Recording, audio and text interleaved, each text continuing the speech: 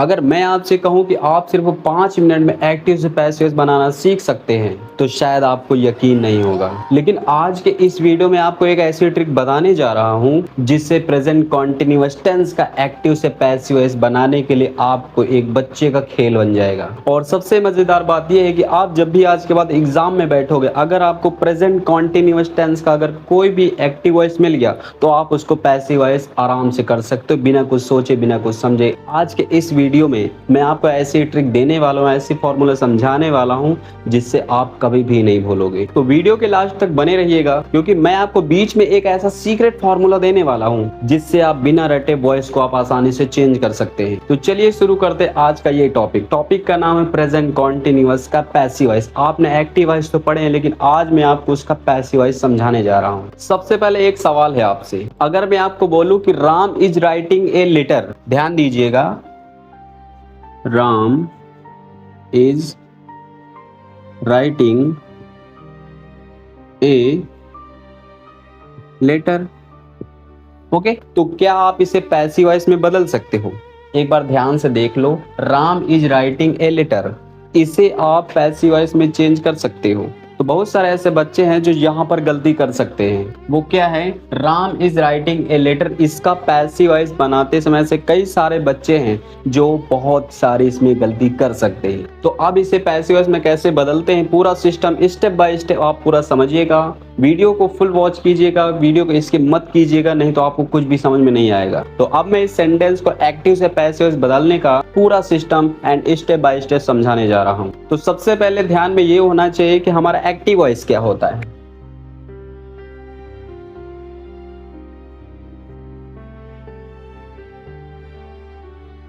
हमारा active voice क्या होता है? एक्टिव वॉइस वो होता है जिसमें मेन सब्जेक्ट होता है। मेन क्या होता है?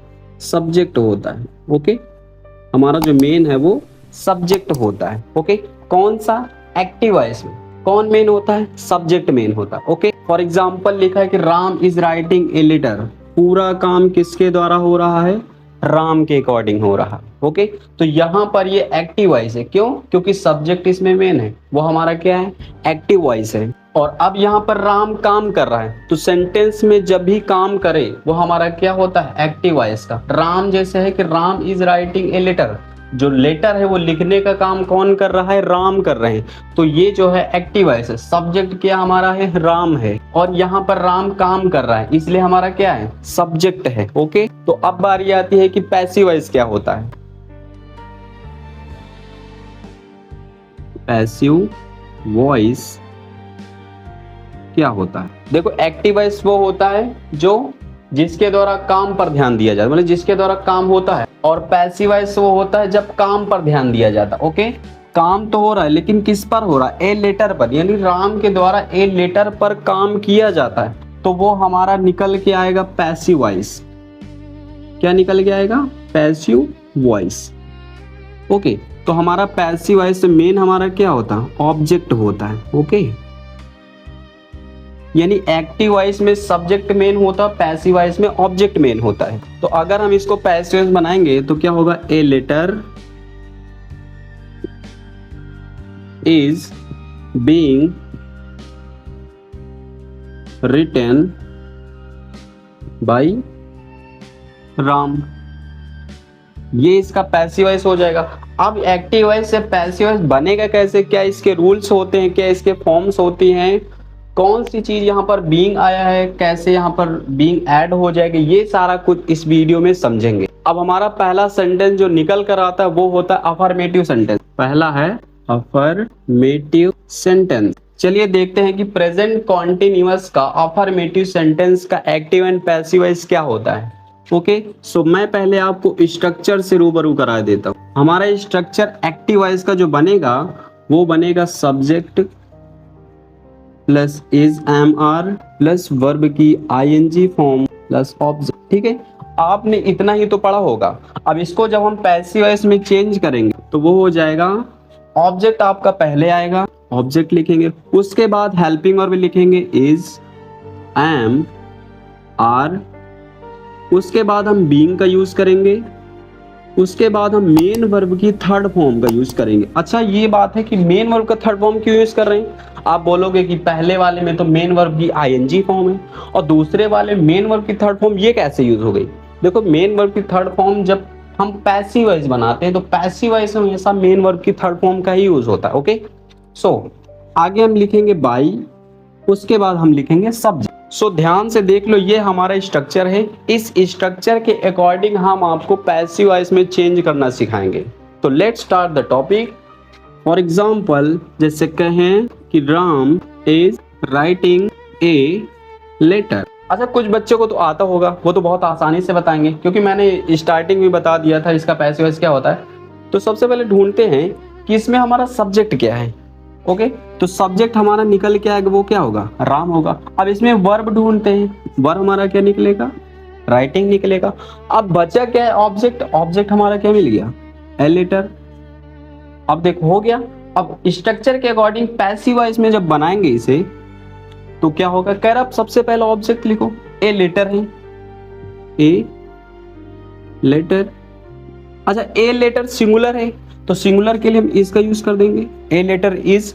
उसके बाद है राइट। राइट की थर्ड फॉर्म क्या होती है?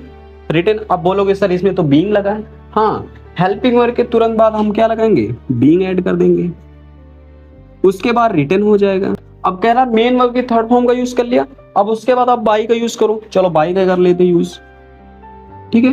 अब फिर सब्जेक्ट है, सब्जेक्ट हमारा क्या है? राम है। आगे लिख देंगे बाई राम। क्या हो गया? A letter is being written by Ram. Ram के द्वारा एक पत्र लिखा जा रहा है, ठीक है। तो ये है active voice, Ram is writing a letter. और पैसिव वॉइस है a letter is being written by, यहां पर रिटन होगा रिटन बाय राम। ये आपका पैसिव वॉइस हो गया। तो जिस भी स्टूडेंट्स को ना समझ आया आप वीडियो को पीछे करके देख सकते हो। तो इसी में हम आपको एक और एग्जांपल देते हैं, उसमें आपको समझना होगा।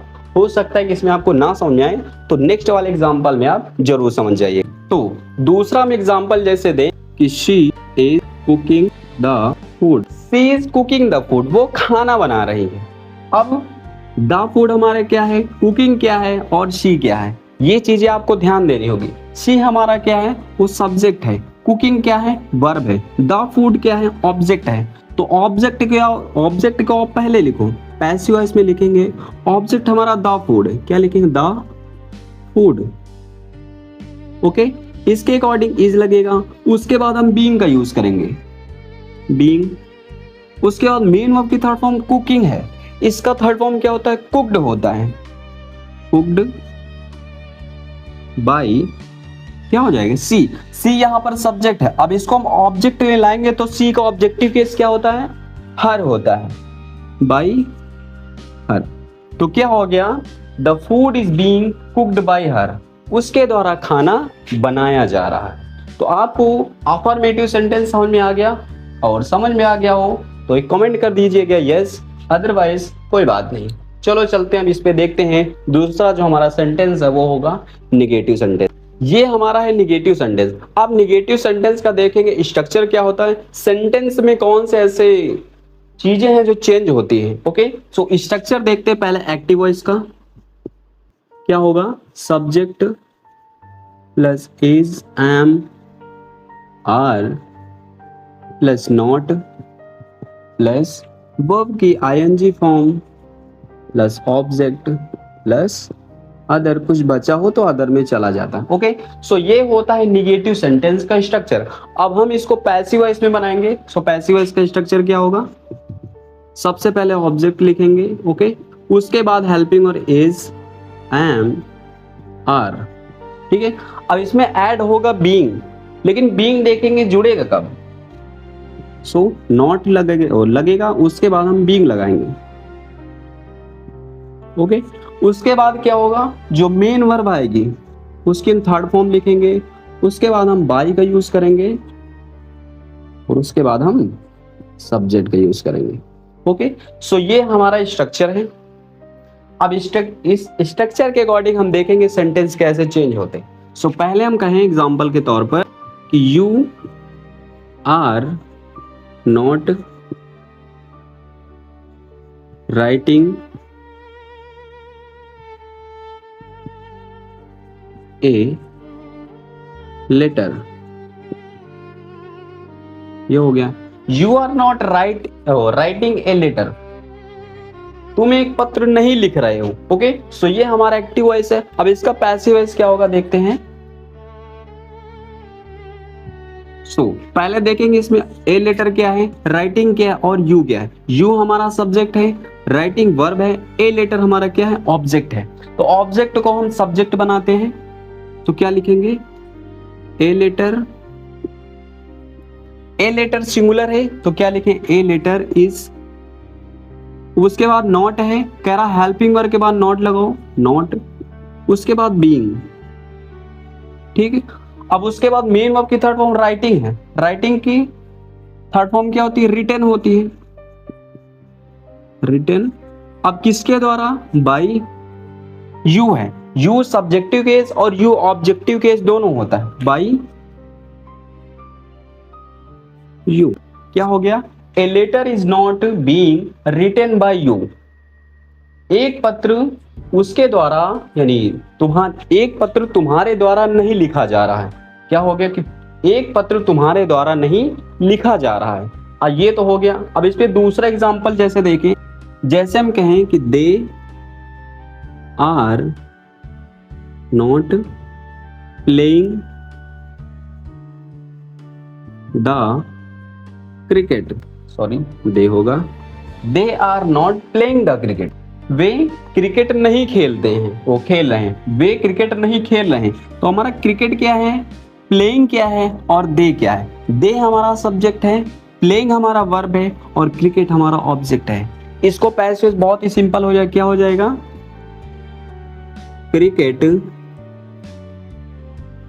Cricket singular is not being playing है, प्लेड हो जाएगा, प्लेड बाई देम, क्योंकि दे का ऑब्जेक्टिव केस देम होता। सो ये टॉपिक आपको समझ में आ गया, निगेटिव सेंटेंस समझ में आ गया। देख सकते हैं मैंने चेंजेस क्या किए, और बीइंग कब यूज किया, बीइंग हम तब यूज करेंगे निगेटिव में नॉट आए, उसके बाद हम बीइंग यूज कर देंगे। ये हमारे एग्जांपल हैं। देखिए पहला है, you are not writing a letter is not written by, a letter is not being written by you, they are not playing the cricket, cricket is not playing, cricket is not being played by them. ये हमारा sentence है active से passive बनाने का। अब इसमें है जो बचता है वो है तीसरा इंट्रोगेटिव सेंटेंस। तो चलो इंट्रोगेटिव सेंटेंस को भी देख लेते हैं कि कैसे, उसमें क्या रूल्स हैं, इसमें चेंजेस क्या हो सकते हैं। तो चलिए इंट्रोगेटिव सेंटेंस देखते हैं। इंट्रोगेटिव सेंटेंस तीसरा है इंट्रोगेटिव सेंटेंस। इंट्रोगेटिव सेंटेंस का स्ट्रक्चर कुछ ऐसा होता है कि is, am, are, subject plus verb की आईएनजी फॉर्म प्लस ऑब्जेक्ट। ये तो हमारा एक्टिव वॉइस का हो गया। अब पैसिव वॉइस का देखेंगे। पैसिव वॉइस का होगा कि is, am, are plus object plus being, main verb की third form plus by plus subject. ये हो गया, और लास्ट में क्वेश्चन मार्क होगा। ओके, ये हो गया। ये है is, am, are, object, being, main verb की third form by plus subject. ये हमारा इंट्रोगेटिव सेंटेंस का स्ट्रक्चर है। तो चलिए देखते हैं इसका पैसिव वॉइस क्या हो। जैसे कहें कि are they watching TV, are they watching TV, क्या वे टीवी देख रहे हैं। ओके, सो इसका हम पैसिव वॉइस बनाएंगे तो सबसे पहले हम हेल्पिंग वर्ब का यूज करेंगे। किसके अकॉर्डिंग, ऑब्जेक्ट में क्या है, टीवी, टीवी एक है तो क्या होगा, इज टीवी बीइंग। उसके बाद मेन वर्ब है वॉचिंग, क्या हो जाएगा, वॉच्ड, किसके द्वारा, बाई, देख ऑब्जेक्टिव केस देम होता है। हो गया, is TV being watched by them, ये हो गया। फिर जैसे कहें दूसरा एग्जांपल,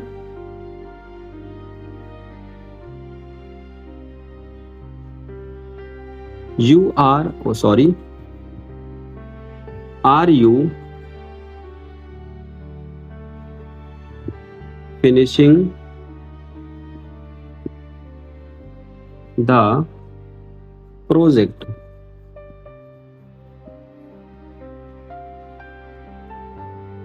क्या तुम प्रोजेक्ट खत्म कर रहे हो, ओके, कंप्लीट कर रहे हो। तो क्या होगा, द प्रोजेक्ट हमारा ऑब्जेक्ट है, फिनिशिंग हमारा क्या है, वर्ब है, और यू हमारा क्या है, सब्जेक्ट है।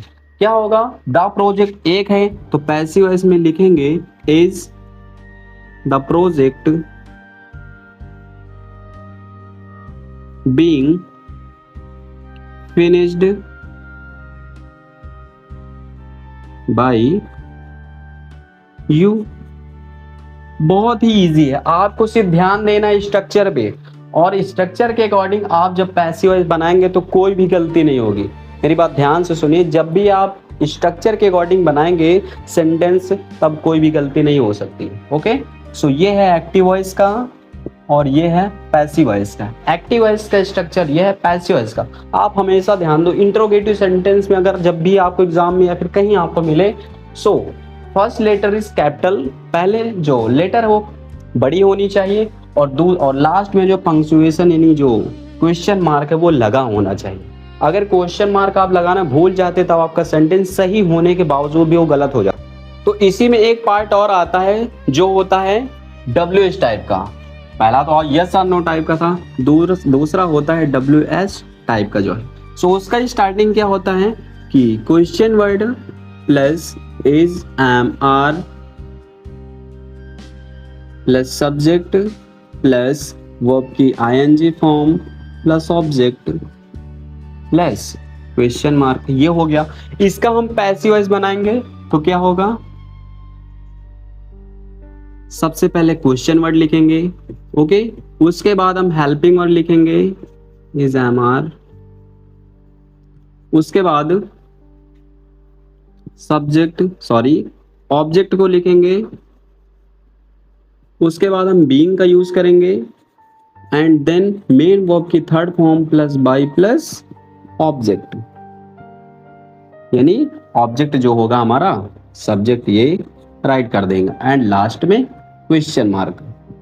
ओके, सो ये WH टाइप का। एक एग्जांपल कहें आप, एग्जांपल कहें कि why is he beating the dog. Why is he beating the dog, वह कुत्ते को क्यों पीट रहा है, वह कुत्ते को क्यों पीट रहा है। तो जब भी ऐसे आते हैं क्वेश्चन वर्ड तो उसको हम क्वेश्चन वर्ड से ही स्टार्ट करते हैं। किससे, क्वेश्चन वर्ड से स्टार्ट करते हैं। क्या लिखेंगे, व्हाई। अब पैसिव वॉइस है तो लाजमी है कि द डॉग से स्टार्ट होगा, राइट। द डॉग एक है तो क्या लिखेंगे, why is the dog being, उसके बाद बीट है तो बीटन हो जाएगा बाय हिम, कुत्ता उसके द्वारा क्यों पीट रहा है। ओके, ये हो गया कि why is the dog being beaten by him. Okay, so इसमें ना समझ में आया तो दूसरा एग्जांपल देख लो, ये हो जाएगा। अच्छा, अब इसमें कहोगे कि आप ऑब्जेक्ट नहीं, चलो ऑब्जेक्ट नहीं लेकिन इंट्रोगेटिव तो है ही, इसको हम चेंज करते पैसिव वॉइस। क्या होगा, पैसिव वॉइस व्हाट,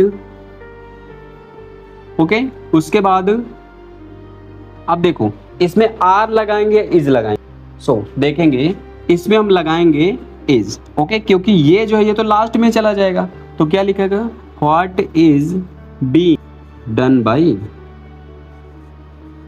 देम, ये हो गया। ओके, इसमें हमारा सब्जेक्ट नहीं है, सब्जेक्ट को हटा देते हैं, लेकिन ये चीजें सब में अप्लाई नहीं हो सकती। आप सब में जो है ऐसे नहीं कर सकते। ओके, इंट्रोगेटिव हो गया, what is being done by them. तो चलिए देखते हैं अगर कभी भी एक्टिव वॉइस में डबल ऑब्जेक्ट आ जाए तो उसका पैसिव वॉइस कैसे चेंज करते हैं। सो ये है डबल ऑब्जेक्ट वाले सेंटेंस। स्ट्रक्चर ये है कि ऑब्जेक्ट दो होते हैं तो किसी भी ऑब्जेक्ट को पहले रखो, उसके बाद हेल्पिंग और उसके बाद मेन वर्ब की थर्ड फॉर्म, फिर उसके बाद जो भी ऑब्जेक्ट दूसरा बचाओ वो रखो, उसके बाद बाय का यूज करो, उसके बाद सब्जेक्ट का यूज करो, आपका हो जाएगा।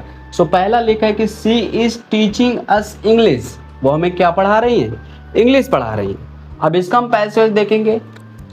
कंडीशन फर्स्ट में हम चाहे अस से कर दें या फिर हम इंग्लिश से कर दें। ओके, हम इसमें से दो में से किसी एक से कर सकते हैं। सो पहले हम करते हैं अस से। अस हमारा क्या है, ये ऑब्जेक्ट में आया है। अभी जब ये ऑब्जेक्ट में आया है तो हम जब इसको आगे ले जाएंगे तो हमारा सब्जेक्ट बन जाएगा। अस का सब्जेक्टिव केस क्या होता है, वी होता है। अब वी के साथ हेल्पिंग वर्ब क्या होती है, आर। उसके बाद क्या है, अभी देखो मैंने इसमें एक चीज नहीं लिखी, वो मैंने क्या नहीं लिखा, बीइंग नहीं लिखा। तो हेल्पिंग वर्ब के बाद क्या लिख देंगे हम, हेल्पिंग वर्ब के बाद मैंने बीइंग लिखा। उसके बाद मेन वर्ब की third form object second by plus subject, ये हो गया। सो वी हो गया, आर हो गया, उसके बाद हम लिखेंगे बीइंग, बीइंग लिख दिया। अब उसके बाद हमारा क्या है, टीचिंग। टीचिंग हमारा वर्ब है। अब टीचिंग का थर्ड फॉर्म क्या होता है, टीच्ड होता है, या तो टॉट कर देते हैं, TESCHED, या फिर आप टॉट कर सकते हो। ओके, सो ऑब्जेक्ट सेकंड में क्या है, इंग्लिश, टीच्ड इंग्लिश, किसके द्वारा, बाई। शी क्या है, बाई का हर हो जाएगा। ये हो गया पहला। अब दूसरा देखते हैं। पहला तो अस, अब इंग्लिश से बनाते हैं, क्या होगा, इंग्लिश इज बीइंग टीच्ड, किसे, अस। देखो इसमें हम कोई चेंजेस नहीं करेंगे, ये ऑब्जेक्ट में आया। ओके, टीच्ड अस, उसके किसके द्वारा, बाई हर, ये हो गया। सो पहला है कि we are being teached English by her, English is being teached us by her. Okay, so ये पहला है, ये दूसरा है। तो अगर कभी भी आपको एक्टिव वॉइस में डबल ऑब्जेक्ट मिलते हैं तो आप पहले ऑब्जेक्ट को सब्जेक्ट बना सकते हो, दूसरे को हम मेन वर्ब के बाद लिख देंगे। पहले में भी मैंने वही किया, दूसरे में बशर्ते मैंने चेंज किया कि अभी, और दूसरे मैंने क्या उठा लिया, इंग्लिश को उठा लिया। तो ऐसे सेंटेंस जब भी मिले तो आप इस प्रकार से आप कर सकते हो। ये हमारा स्ट्रक्चर है। स्ट्रक्चर को आप अच्छे से ध्यान से देख लो, समझ लो, उसके बाद आप आसानी से इसे कर लेना। ओके, सो मैंने आपको स्टार्टिंग में कहा था कि मैं आपको ऐसी ट्रिक देने वाला हूँ कि आपको एग्जाम में जब भी प्रेजेंट कॉन्टिन्यूअस टेंस का एक्टिव वॉइस मिलता था आप उसको पैसिव वॉइस में चेंज कर ले जाओगे, पहचान जाओगे कि उसमें हम पैसिव वॉइस में क्या ऐड करेंगे। देखो, जब भी आपको एक्टिव वॉइस में, एक्टिव वॉइस में, मैं ये नहीं कहता वो प्रेजेंट का हो, वो पास्ट का भी हो सकता है। ओके, एक्टिव वॉइस में अगर आपको आईएनजी मिले, क्या मिले, आईएनजी मिले, यानी मेन वर्ब की आईएनजी मिले, तो जब आप पैसिव बनाओगे, ये मोस्ट इंपॉर्टेंट है, जब आप उसका पैसिव वॉइस बनाओगे तो आप वहां पर आईएनजी को हटा करके, ठीक है, आईएनजी जब मिले तो वहां पर आप बीइंग का यूज करोगे, यानी पैसिव वॉइस में क्या यूज करोगे, बीइंग यूज करोगे। कब, जब आपको एक्टिव वॉइस में आईएनजी फॉर्म दिखे तब आप पैसिव वॉइस में बीइंग हमेशा ऐड कर देना। ये हमारा एक मेन ट्रिक है। ओके, मेन पॉइंट है, आपको ये पॉइंट ध्यान देने वाली है। बस आप इतना ध्यान रखो कि वॉइस आप कभी भी जब चेंज करना तो गलत मत चेंज करना। ऐसे टॉपिक, ऐसे पॉइंट मैंने इसमें बताया है, मैंने एक एक ऐसे सेंटेंस बताया, ऐसे टाइप सेंटेंस बताया है, आप भूलना मत। सो अगर आप कहीं भी भूल रहे हो तो वीडियो को पीछे करके देख सकते हो। मैं ये चाहता हूँ कि हमारे वीडियोज़ का देखने वाला कोई भी बच्चा वो गलती ना करे, वो चाहे एग्जाम में हो, क्लास में हो, कहीं भी हो, कभी भी हो, अगर ऐसे सेंटेंस मिल जाए तो उससे गलती ना होनी पाए। तो चलिए देखते हैं कि हु वाले सेंटेंस अगर आपको प्रेजेंट कंटिन्यूअस में मिल जाए तो आप उसको पैसिव वॉइस में कैसे चेंज करते हो। ओके, सो अगर सेंटेंस में आपको कभी भी हु मिले, एनी टाइम, मैं ये नहीं कहता प्रेजेंट में ही हो, पास्ट में हो या फिर फ्यूचर में भी हो सकता है। ओके, तो वहां पर आप हु के जगह पर आप बाय होम का यूज करोगे। ओके, किसका यूज करोगे, बाय होम का। कब, जब आपके सेंटेंस में एक्टिव वॉइस में हु मिले तब आप उसको जब पैसिव वॉइस बनाओगे तो वहां पर आप बाय होम का यूज करोगे। ओके, सो स्ट्रक्चर है who plus helping verb plus verb की ING form plus object plus question mark. Passive voice मैंने क्या किया, by whom plus is am are plus object plus being plus main verb की third form, उसके बाद question mark. Okay, so इसका हम passive voice बनाएंगे। एक्टिव वॉइस में क्या लिखा, who is teaching you English, तुम्हें इंग्लिश कौन पढ़ा रहा है। तो पहला हम देखते हैं पैसिव वॉइस कि हु आया है तो आप बाय होम यूज करो, बाय होम। अब इसके बाद हेल्पिंग वर्ब यूज करो, क्या होगा, इसके बाद क्या है, हेल्पिंग वर्ब। ओके, उसके बाद ऑब्जेक्ट, ये है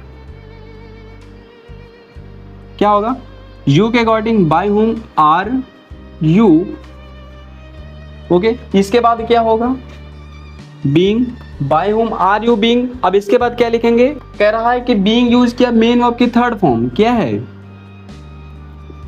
जो हमारा मेन वर्ब टीचिंग है तो क्या होगा, टॉट हो जाएगा। अब बचा क्या है, इंग्लिश, ये हो गया। By whom are you being taught English, by whom are you taught, वो by whom are you being taught English. So next देखते हैं कि who is helping the poor, who आया है, इसका पैसिव आप बनाओगे तो क्या होगा, बाय होम, उसके बाद क्या हुआ, द पुअर के अकॉर्डिंग क्या लगेगा, is, by whom is being poor helped, okay. ये हो गया सेंटेंस, बहुत ही इजी है, by whom is being poor helped, okay. ये हु वाले सेंटेंस आते हैं तो आप इस प्रकार से चेंजेस कर सकते हो। आशा करते हैं आपको यहाँ तक समझ में आ गया होगा। तो आपको ये टॉपिक कैसा लगा, आशा करते हैं कि आपको ये वीडियो समझ में आ गया हो। ये टॉपिक प्रेजेंट कंटीन्यूअस टेंस का एक्टिव एंड पैसिव समझ में आ गया होगा। इसमें कुछ एग्जांपल है, मैं आपको डिस्क्रिप्शन में दे दूंगा, आप डिस्क्रिप्शन चेक कर लीजिएगा, वर्क है आप नोट डाउन कर लीजिएगा, प्रैक्टिस कर लीजिएगा, जिससे आपको पूरी तरह समझ में आ जाए। अगर आपको स्टार्टिंग से वॉइस सीखना है तो उसका लिंक मैं डिस्क्रिप्शन में दे दूंगा, आप जाके चेक कर लीजिएगा, वीडियोस को वॉच कर लीजिएगा, आपके लिए बहुत इंफॉर्मेटिव होने वाली है, तो आप वीडियो को वॉच कर लीजिएगा। तो आज हमने इस वीडियो में क्या सीखा, present continuous tense, active voice, passive voice, formula, structure, affirmative sentence, negative sentence, interrogative sentence, who वाले सेंटेंस और डबल ऑब्जेक्ट वाले सेंटेंस। तो ये चीजें मैंने वीडियोस में सीखी है। अगर आपको वीडियो समझ में आया हो तो लाइक करो, चैनल को सब्सक्राइब करो और कमेंट करके जाओ। तो बताओ, अब वॉइस चेंज करना आसान लग रहा है या नहीं। मैंने जो कुछ भी पढ़ाया, जो कुछ भी आपको समझाया, आशा करते हैं इस वीडियो देखने के बाद